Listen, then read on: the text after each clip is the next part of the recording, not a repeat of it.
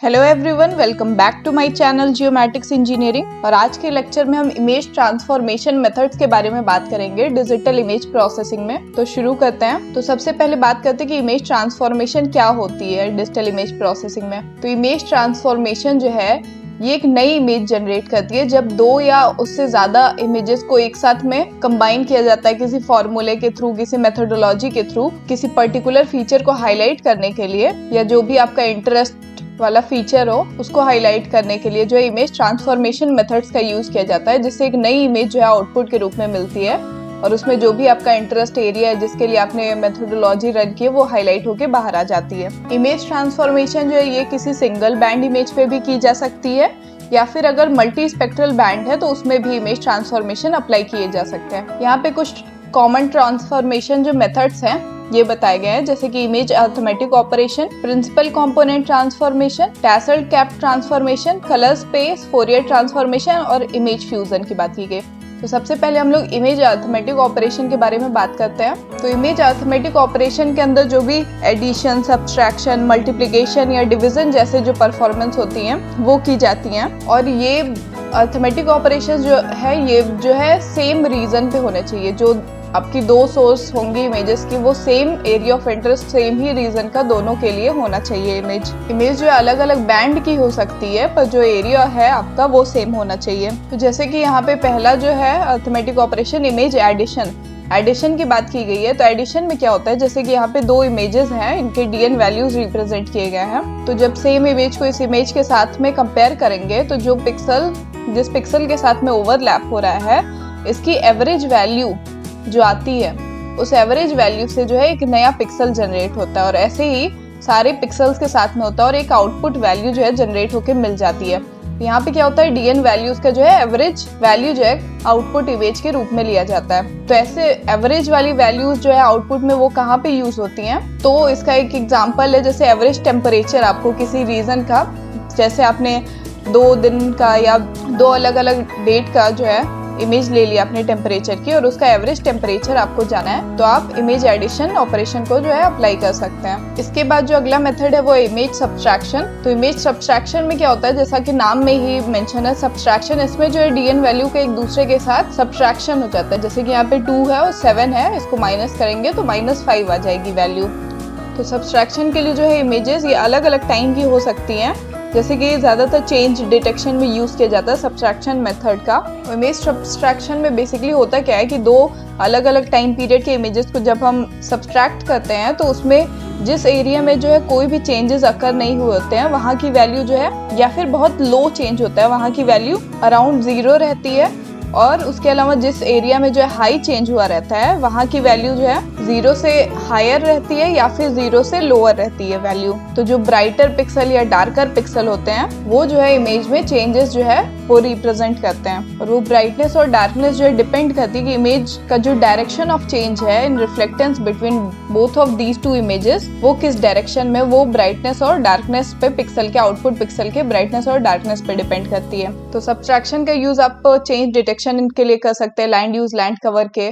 Urban development आपको देखना होगा कितने एरिया का डिफॉरेस्टेशन करके अर्बन डेवलपमेंट या इंक्रोचमेंट हो रही है, तो आप सब्सट्रैक्शन मेथड को अप्लाई कर सकते हैं वहाँ पे। यहाँ पे एक चेंज डिटेक्शन की इमेजरी रिप्रेजेंट की गई है 1987 में। कोई रीजन कैसा था और 1997 में कहाँ पे ग्रोथ हुई है, जैसे कि यहाँ पे ये पूरा फॉरेस्ट एरिया है जिसको हटा के अभी यहाँ पे सेटलमेंट आ गए हैं काफी सारे, तो इससे जो है चेंज डिटेक्शन का पता किया जा सकता है। इसके बाद जो अगला मेथड है वो है इमेज मल्टीप्लिकेशन। तो इमेज मल्टीप्लिकेशन जो है ये कॉमनली यूज नहीं होता है डिजिटल इमेज प्रोसेसिंग में। तो इस केस में क्या होता है कि जो इमेजेस जो है ये दो इमेज जो ली जाती हैं ये सेम एरिया की हो सकती है, सेम टाइम की हो सकती है, बस जो है इसमें डेट में चेंजेस करके इनके जो डीएन वैल्यूज है इनमें मल्टीप्लिकेशन किया जाता है। तो अगर कहीं पे मल्टीप्लिकेटिव फ्यूजन अप्लाई करना हो तो वहाँ पे इस मेथड का यूज हो सकता है। इसके बाद जो है इमेज ट्रांसफॉर्मेशन का एक इम्पॉर्टेंट पार्ट जो है इंडाइसेस, और ये भी एक अरिथमेटिक ऑपरेशन का ही पार्ट है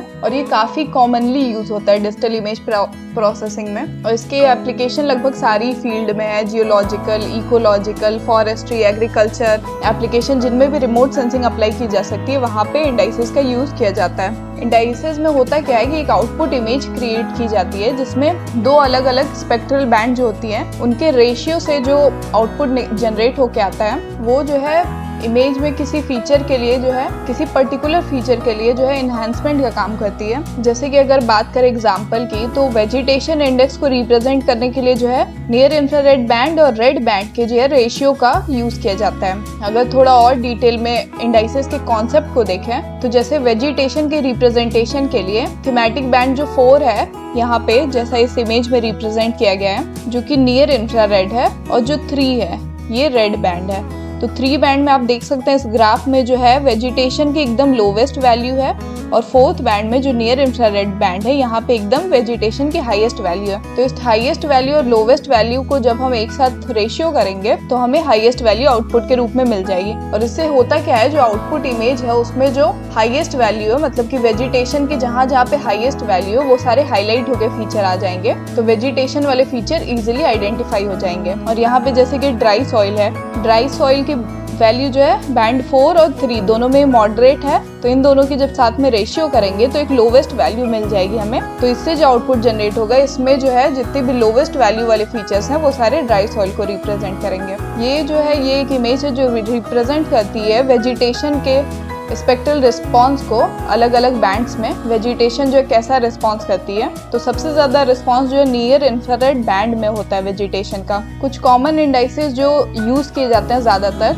उनमें से सबसे पहला तो वेजिटेशन इंडेक्स है जो कि near infrared divided by red band दो अलग अलग स्पेक्ट्रल बैंड का रेशियो करने पे नियर इंफ्रारेड और रेड वेजिटेशन इंडेक्स आइडेंटिफाई हो जाता है। Normalise different vegetation index vegetation के हेल्थ को पता करने के लिए सबसे ज्यादा इस इंडाइसेस का यूज होता है जिसका फॉर्मूला यहाँ लिखा हुआ है NIR-R डिवाइडेड बाई NIR+R। ये सॉइल एडजस्टेड वेजिटेशन इंडेक्स है, transformed vegetation index, perpendicular vegetation index, normalise different snow index. ऐसे ही और भी बहुत सारे इंडाइसेस हैं जिनमें अलग अलग स्पेक्ट्रल बैंड का यूज करके अलग अलग फीचर्स को हाईलाइट करने के लिए इनका इस्तेमाल किया जाता है। और इस फॉर्मूले में आप नोटिस करोगे कहीं कहीं पे जैसे कि ये सॉइल वेजिटेशन जो इंडेक्स है इसमें L का यूज किया गया है। तो यहाँ पे L क्या है, L जो है बेसिकली कांस्टेंट है क्योंकि यहाँ पे सॉइल की बात की जा रही है to minimise the vegetation index sensitivity to soil. और इसके लिए जो है वैल्यू जो इंटरमीडिएट वेजिटेशन कवर है उसके लिए L की वैल्यू जो है डिटरमाइंड है 0.5। और यहीं पे अगर हम L की वैल्यू जो है हाई कर देते हैं, अगर L की वैल्यू 1 कर देते हैं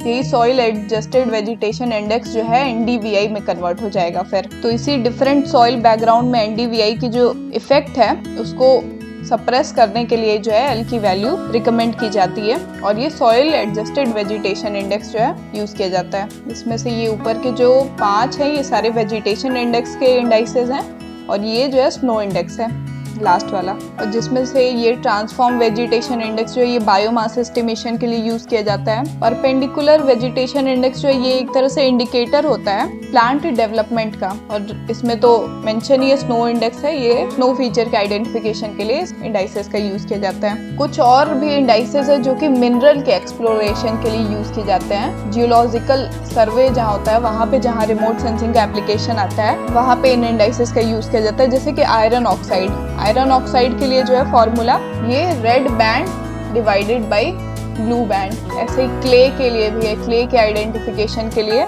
जैसे अगर लैंडसेट TM की बात करें तो लैंडसेट TM की बैंड 5 डिवाइडेड बाय बैंड 7। ऐसे ही और भी बहुत सारे इंडाइसेस है जो कि मिनरल एक्सप्लोरेशन के लिए यूज किए जाते हैं। यहाँ पे एक इंडाइसेस को इमेज फॉर्मेट में रिप्रेजेंट किया गया है जिसमें बता रहा है कि जैसे ये नॉर्मलाइज डिफरेंस वेजिटेशन इंडेक्स है जिसकी वैल्यू जो है वो -1 to +1 रेंज करती है। लोवेस्ट वैल्यू जो है वो नो वेजिटेशन को रिप्रेजेंट करती है और +1 वाली जो वैल्यू है हेल्दी या वेजिटेशन को हाई वैल्यूज के साथ रिप्रेजेंट करती है। तो आज के लेक्चर में बस इतना ही है जिसमें आज हमने जो है अरिथमेटिक ऑपरेशन जो इमेज ट्रांसफॉर्मेशन के इसके बारे में बात की है। अगले लेक्चर में हम और जो इसके अदर मेथड्स हैं इनके बारे में बात करेंगे। तो आप सबका इस वीडियो में बने रहने के लिए बहुत बहुत धन्यवाद। Thank you very much.